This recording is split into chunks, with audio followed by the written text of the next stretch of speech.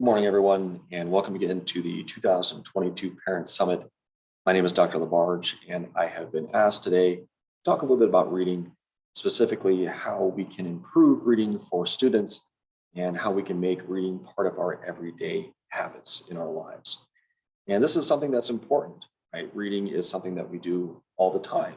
We're reading every single day, and reading really forms the backbone of our entire education.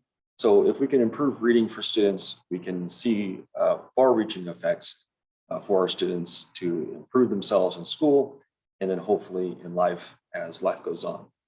I am recording this in my classroom. That's not evident right now. I know that intercom is going to go off, I'm sure, at some point. So pardon the interruption when that happens. I'm sure it will.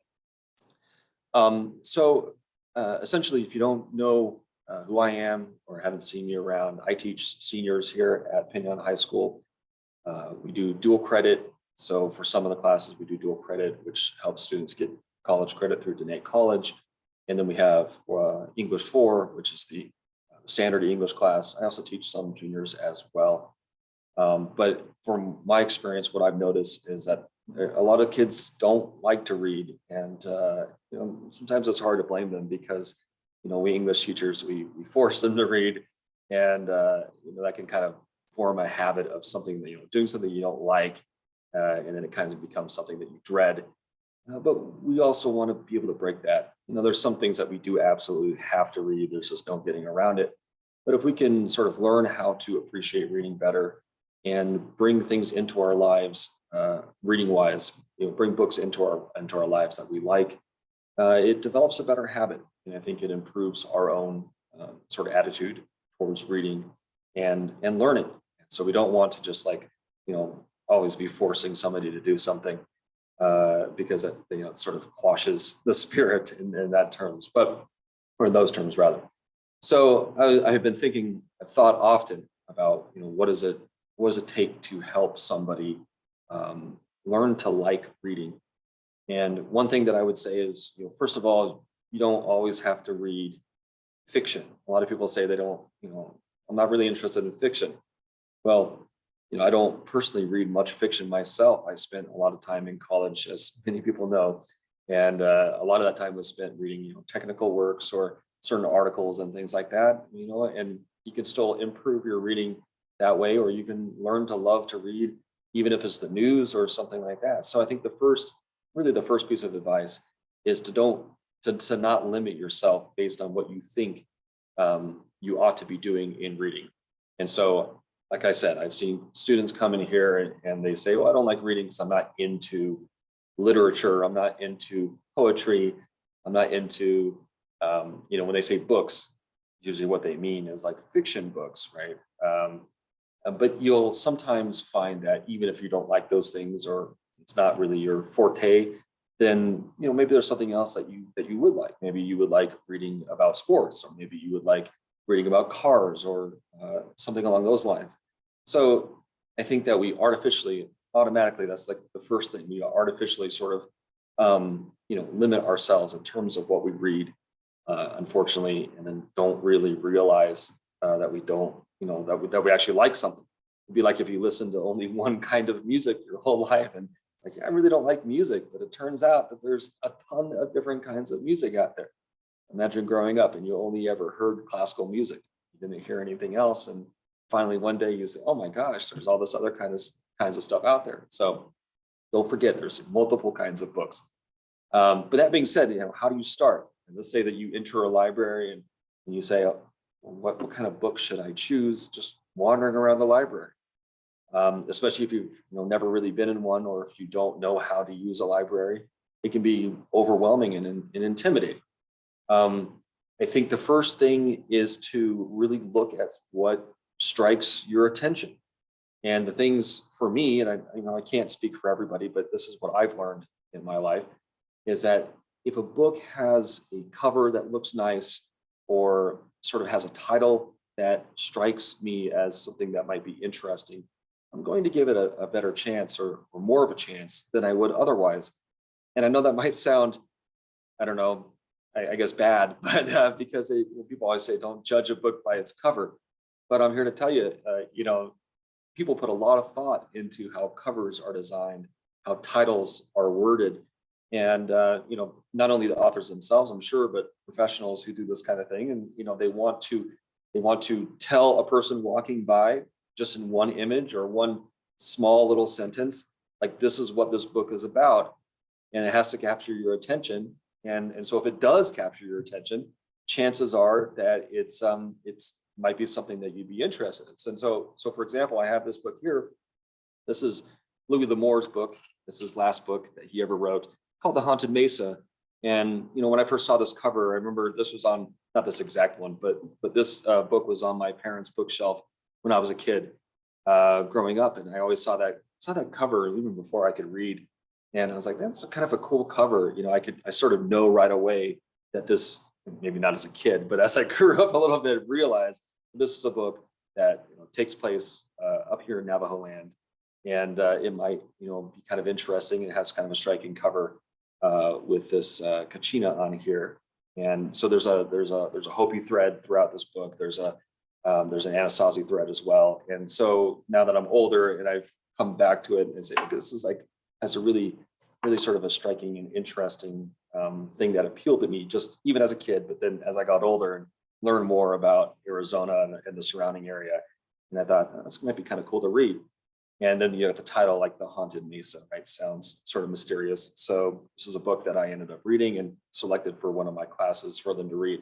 And I've had more than one student see this book on my desk and said, oh, this looks really cool. Can I borrow this? Right. So it's like, hey, actually, that kind of thing works. It works to sort of leave a book out that somebody might come across and it strikes them in a certain way.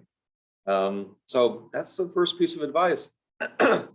Sometimes I get a book that just really doesn't look good to me. And I think this one right here, this is Joseph Conrad's Under Western Eyes. And it's got a kind of a strange, abstract, sort of maybe like a modernist sort of painting on here. It's very weird. And this is Penguin Classics, the Penguin Classics version from the 1970s. And I think a lot of this sort of discount, these kind of like discount books just sort of slap whatever kind of cover that they can find that isn't going to cost them much money on this. But although this might be a good book, I don't know. I've actually never read his Under Western Eyes. I'm sure there's a million versions out there. The point is if I'm going to get a version of this book, I might as well find one where the cover doesn't really irritate me. I'm much less likely, I think, to pick up this book and continue to read it if it doesn't have, or if it has a cover that makes me just sort of kind of cringe. I was in the middle of reading one book at my own house, and the cover fell off. Like it was an older copy, and I haven't picked it up since. It's just kind of, it feels awkward to pick up a book with no cover. And, I mean, maybe that just shows my own bias or limitations. But you really do want to feel, it has to feel nice in your hands. It has to, like, look, when you set it down on your desk, you want people to be like, oh, that looks interesting, not that looks weird. Okay, so, or maybe that is what you're going for, but whatever works for you, right? So for me, I always try to choose books with kind of nice designs, nice covers, and that feel good in my hands while I'm reading them. That makes a huge difference. Some people really get excited when they come across a book that's very big. All right, so I have a hardbound copy of James Michener's Alaska, which I highly recommend if you have not read James Michener, but Alaska is a fantastic book. And again, I bought the hardcover. I had like the paperback version, and it was one thing to read it, but I bought the hardcover like halfway through the book. Much better to read, and it really sort of made me feel, I don't know, it has kind of a cool feeling to read this sort of gigantic looking hardcover. And it might be intimidating, but I've also had a lot of students who will look at books, and just by the fact that they're intimidating and very big looking, this is, I think, over 1,000 pages, that alone gets them to want to read it. It's like, what is this massive thing? And I have a couple other similar books in class, and students literally come in, and that's what their eyes are drawn to on the shelf, not the book that looks cheap, the book that looks thin, or some kind of bad printing version. They automatically gravitate towards the hardcover books that are big. So, on the other hand, we often get intimidated. If I were to assign this book in class, I'd probably get a lot of flack.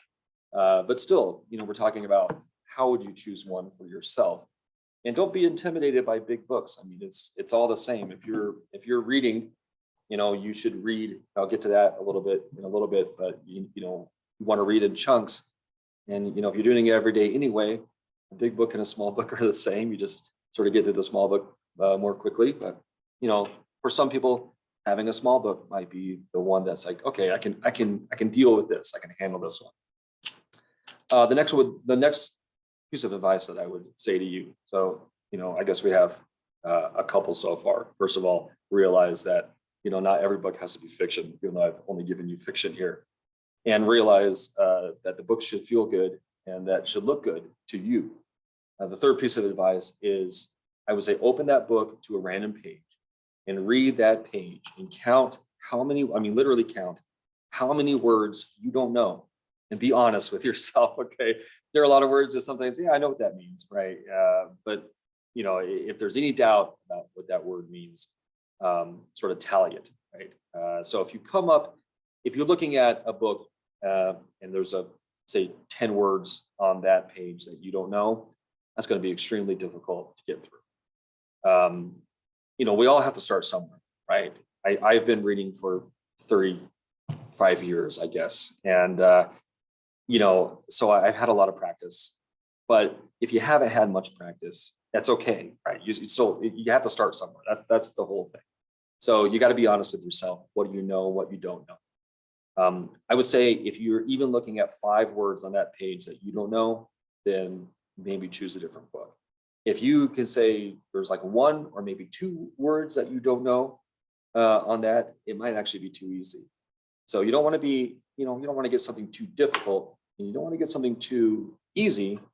So the mix or the in between, right?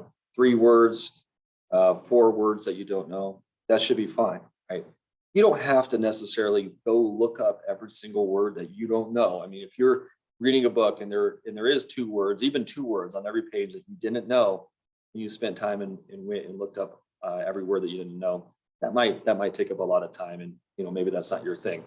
Some of us out there are kind of nerds when it comes to words and understanding their meaning. So I might do that if there's a word I don't know. Definitely look it up, but it's not something that you have to do. You'll get a feeling for what that word means, just by going through it. But I think that when you get to like too many words that you don't know, it does become difficult. And I don't want to use that as a discouragement. If you do find yourself saying, hey, this book looks really cool, it's almost like the way a book looks trumps everything else. Okay. So if you say, hey, this book looks really cool, I really want to read it. And yeah, there's like 5 words I don't know per page. Well, go for it. There's no reason to say that. There's no law that says you can't do that. Right. But but I will say that it will make your reading experience slow. Okay. Make it more slow than it would otherwise. And that's okay. But anyway, that's just something to keep in mind. There's no hard and fast rules. You do whatever you want, but if something helps you read, then that's even better. Okay, so somewhere between 2, 3, maybe 4 words per page that you don't know. Less than that, it might be too easy for you. But every once in a while, you read a book that's too easy for you, and that's just okay. That's fine. Maybe you read it because it looks fun, or you read it for pleasure. Okay. And then the last thing that I would say is that you read some amount every single day. I've in the past often said 10 pages a day is good. As long as it's something, though. I used to try to push myself to read 25 pages a day. During the pandemic, when we were locked down and there wasn't much to do back in 2020, fourth quarter, I was reading like 100 pages a day. And it was after work hours, of course. And it was too much. It was just like my brain had just too much information coming in. So 100 pages a day might be too much. 50 even might be too much. 25 though was even difficult. But I say 10 pages a day is a pretty good one. You'd be surprised how quickly you get through something. Most books are about 300 pages, and unless they're Alaska, 1,000 pages. But most books are about 300 pages, and you get through a book a month. So think back to yourself. How many books have you read over the last 4 years? Let's say you're a senior right now in high school. How many books have you read over the last 4 years? If you read a book a month, it'd be almost 50 books right now. Has anybody watching this read 50 books over the last 4 years? That's a pretty big amount. So anyway, you'd be surprised. It builds up over time, even a small amount like 10 pages. Sometimes you hear teachers say, oh, we want students to read 20 minutes a day or 30 minutes a day or 40 minutes a day. I think that's fine. If you're able to chunk that block of 20, 30, 40 minutes, I think that's great. But not everyone has that kind of attention span, and not even everyone has that kind of time. I mean, I can't really imagine where even a student is supposed to find 40 minutes or 45 minutes or an hour a day to read. It'd be much better to sort of say, in my opinion, to say 10 pages, I can read 1 page here, 1 page here, 1 page here, kind of like that. So that's the way I like to look at it. But heck, even if it was 1 page a day, it'd still be about a book a year. Okay, so, and that is more than what a lot of people read. So a book a year would be pretty good. Anyway, so those are the 4 pieces of advice that I have for you. Hope it comes in handy. It's a hard thing to sort of get in the habit of reading. Even I get out of it every once in a while. I just sort of get tired of doing it, but it's something you always kind of want to have in the back of your mind. Whenever I'm not doing it, I think to myself, I got to be doing it. Okay.